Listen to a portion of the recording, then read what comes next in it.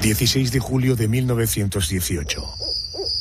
Es noche cerrada en el monte de los Urales. En una casa de piedra de 2 plantas, los bolcheviques mantienen encerrados al zar Nicolás II, a su mujer y a sus 5 hijos. Todos duermen a esa hora. La casa tiene algunos lujos, poco comunes para la época, como luz o agua corriente. El zar y su familia llevan 4 meses sin ver la luz del día porque las ventanas están tapiadas con maderos. La dinastía Romanov está a punto de ser brutalmente asesinada, pero el zar y su mujer no son conscientes de lo que les espera. Es más, después de tanto tiempo bajo esas 4 paredes, anhelan la libertad para su familia y creen que está más cerca que nunca. Han descubierto en unos tarros de mermeladas mensajes ocultos redactados por las monjas de un convento. Les dicen que la liberación es inminente. Lo que no saben es que esos mensajes son una trampa. Los han escrito los bolcheviques. Lo que les espera en realidad es la muerte. A la 1:30 de la madrugada del 17 de julio, despiertan al zar y a su familia. Todavía medio adormilados, bajan unas escaleras hasta llegar al sótano de la vivienda. El espacio mide apenas 5 metros de ancho por 6 de largo.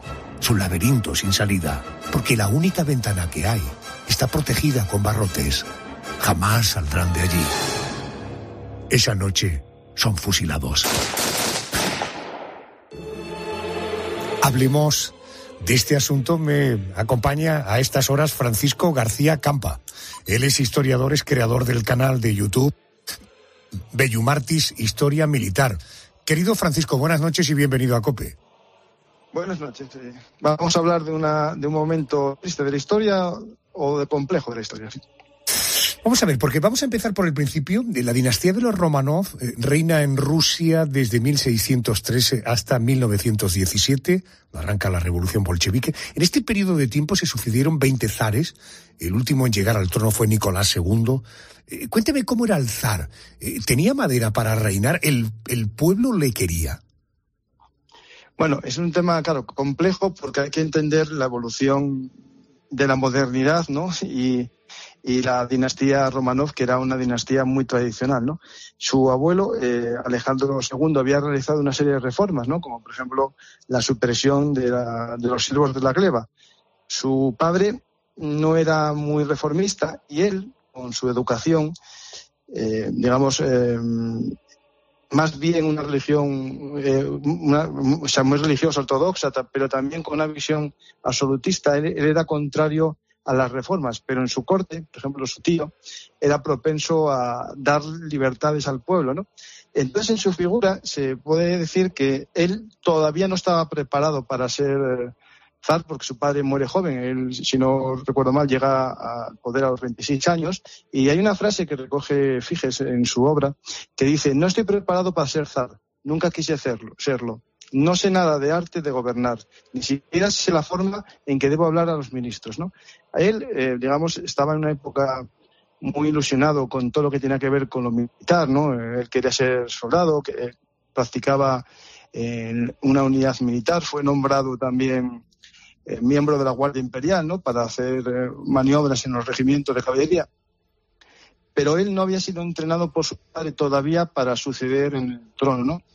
Fíjate que ante la pregunta que te hacía de cómo era el zar, si tenía madera para reinar, él mismo reconocía que tenía unas carencias enormes. Además, no sé si estarás de acuerdo conmigo, Francisco, pero es que le toca vivir en un momento absolutamente complejísimo. En 1914 estalla la Primera Guerra Mundial. Claro, millones de rusos fallecen en el campo de batalla a manos de ejércitos germanos, austrohúngaros, otomanos. En el 17 la calle fue tomada por protestas, barricadas, la revolución bolchevique. Y ese mismo año el zar anuncia su abdicación. ¿En ningún momento pensó en dejar Rusia y vivir en el exilio? Claro, a ver, él a priori dimite cuando se produce el golpe menchevique en febrero del 17 y abdica, deja el poder y se lo entrega a su hermano Miguel. Pero el propio Miguel no quiere tomar el poder. Ahí hay 2 teorías, ¿no? Que Miguel sabía lo que iba a pasar más tarde o más temprano, y otras que Miguel quería que fuese la Duma la que le entregase la corona como una especie de monarquía parlamentaria, ¿no? Pero él sí entrega el poder y, por ejemplo, Kerensky intenta, que es el jefe del gobierno provisional, intenta en esta fase menchevique intentar buscar un lugar de exilio para Nicolás. Se lo pide al rey Jorge, que es el primo de Alejandro. El rey Jorge de Inglaterra. Justo, sí, pero no quiere recibirlo porque tiene miedo que la llegada del zar haga que haya una revuelta obrera en el Reino Unido en contra, ¿no?, del que es expulsado por sus camaradas bolcheviques en Rusia, ¿no? Entonces lo tiene difícil. De hecho, él a título personal, junto con su mujer, piden ir a Francia y Alemania y digamos, en el caso francés no le hacen caso, pero su primo Guillermo tampoco le hace caso en Alemania, ¿no? Entonces tenemos un problema que nadie los quiere, ¿no? Son una patata demasiado caliente. Entiendo. Si él abdica, y a pesar de que, en fin, era una patata caliente que nadie quería acogerlos en exilio, ¿cómo llega el zar Nicolás II y su familia a ser retenidos por los bolcheviques? ¿Y qué pasó? Porque ¿dónde fueron trasladados una vez que lo apresan? Claro, lo primero lo llevan a una especie de cárcel de lujo, ¿no?, que es el Palacio de Alejandro II. Es una obra, digamos, regia, en un estilo bastante moderno, tenía instalación eléctrica, estaba muy cerca de San Petersburgo, y ahí, digamos, pasa un arresto domiciliario de lujo, ¿no? Tenían unos 30 sirvientes, en la época, digamos, que estaba el gobierno provisional de febrero, ¿no?, el de Kerensky. Cuando empieza a calentarse la situación, hacia agosto, si no recuerdo mal, fue en agosto, los envían a otra ciudad, ya está, digamos, en Siberia, que es en Tobolsk, que es la capital histórica de Siberia, y allí los dejan vivir en la casa del gobernador, que está en un lugar céntrico de la ciudad. Es una especie de prisión, pero tienen cierta libertad. Pueden ir a misa en la iglesia cercana, pueden salir, tienen visitas, y ahí tienen una vida que es un poco, digamos, aburguesada, ¿no? Tienen cierta parte de su servicio, pero el problema todo para ellos viene cuando en esa ciudad de Tobolsk, que es de mayoría más bien menchevique, socialdemócrata, llega al poder los bolcheviques en San Petersburgo, ¿no?, con la famosa Revolución de Octubre, ¿no? Ahí toman el control de la residencia los soviets, pero con cierta presencia ya bolchevique y no de los mencheviques. Y comienza a empeorar su calidad de vida. Pierden sirvientes, se les quita la renta que había asignado el gobierno provisional para que tuviesen una vida digna y comienzan una vida un poco más triste, pero sigue siendo una especie de libertad o arresto domiciliario, ¿no? No están presos, como podemos ver ahora, en el siguiente traslado, ¿no? El siguiente traslado se produce ya en época de los bolcheviques, ya estaríamos en primavera del 1918, y por miedo, por un lado, a que haya un rescate por parte de los rusos blancos aquí en esta ciudad de Tobolsk, o que incluso la población que no es bolchevique intente liberarlos para tener una baza de negociación con los rusos blancos, los van a llevar a una localidad que es controlada por los bolcheviques, que se llama Ekaterimburgo. Allí hay una casa que se llama la Casa de Ipatiev, un burgués que había hecho una casa bastante moderna, con instalación eléctrica, teléfono. Crean ahí lo que sería la prisión final, ¿no?, de los Romanov. Al principio la casa está, digamos, abierta, pero al poco le construyen una empalizada de madera, tapian algunas de las ventanas y las otras las pintan de blanco para que no se pueda ver lo que sucede en el interior, ¿no? Correcto. Aquí, digamos... Perdón, ¿sí me decías? Sí, que aquí los Romanov están en un arresto, digamos, ya completo. Pasan todo su día en el interior de las casas. Puede salir 15 minutos a dar un paseo por el patio de la casa de Ipatiev. Era una prisión a todas luces. Fíjate que este tercer traslado del que me hablas era primavera del 18. Llega el verano, en julio, concretamente el 2 de julio de 1918, y Lenin da la orden de asesinar a la familia real rusa. ¿Cómo fue la ejecución? Porque lo que se puede leer de cómo fue es tremendo, ¿no? Que los bajaron a un sótano. ¿Cómo fue aquello? Bueno, en esta casa de propósito especial, que era el nombre que le dieron así oficiosamente y oficialmente posteriormente, quiero decir una cosa antes, lo de Lenin. Durante mucho tiempo la propaganda o el mensaje oficial decían que había sido el Soviet de Ekaterimburgo, o el de los Urales, el que había establecido la pena, ¿no?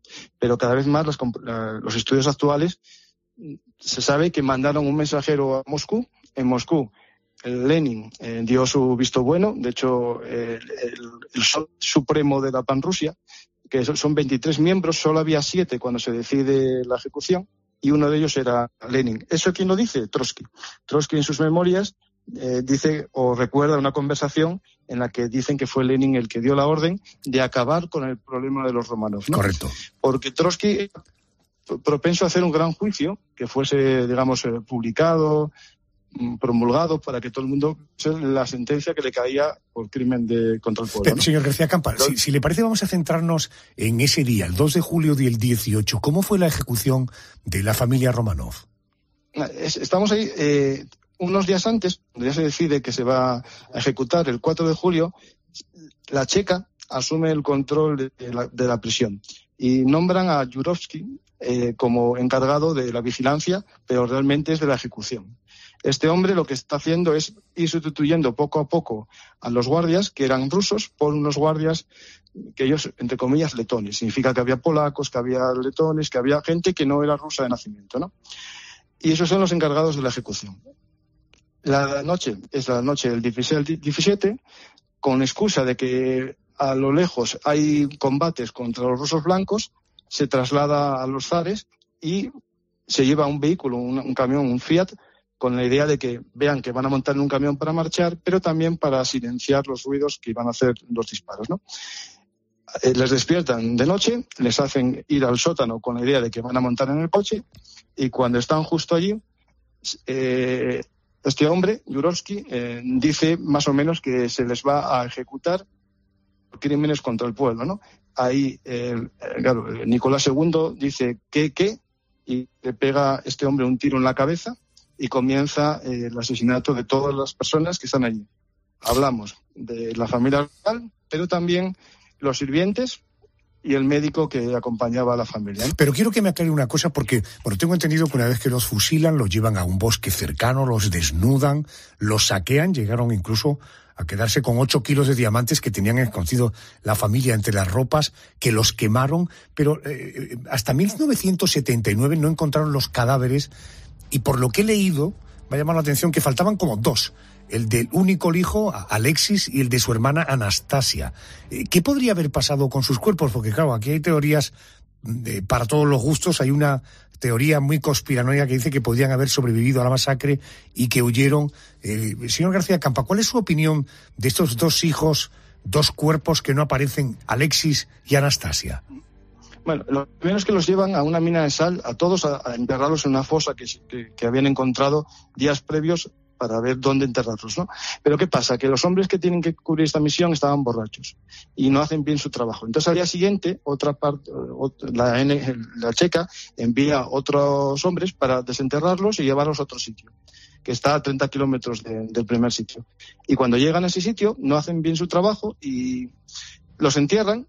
Bien, sí, porque no los encuentran, pero para engañar un poco a las posibles investigaciones futuras, lo que hacen es sacar 2 de los cuerpos, los que acabas de comentar, el de Alexei y de Anastasia, para que si alguien encuentra la tumba sabiendo cuántos habían ejecutado, diga, no, estos no son porque faltan cadáveres, ¿no?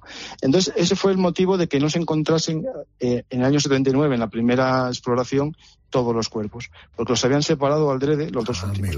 Y de hecho, los habían quemado para que no quedase forma de identificarlos. ¿Qué sucede? Que no contaron con las pruebas de ADN. Y actualmente se hicieron pruebas de ADN a todos los cadáveres y cuadran todos con los que ya estaban allí el día de la ejecución. Incluso en la época, 2 años después, Sokolov, que era un detective nombrado por el almirante Kolchak, es decir, por los rusos blancos, encontró el cadáver en la primera fosa del perro Jamie, que fue un perro ejecutado también ese día. El perro de Anastasia. Lo digo para que lo veamos el nivel, ¿no?, de masacre. Señor García Campa, historiador, creador del canal de YouTube Belumartis, Historia Militar. Gracias por atenderme a estas horas. Muy buenas noches.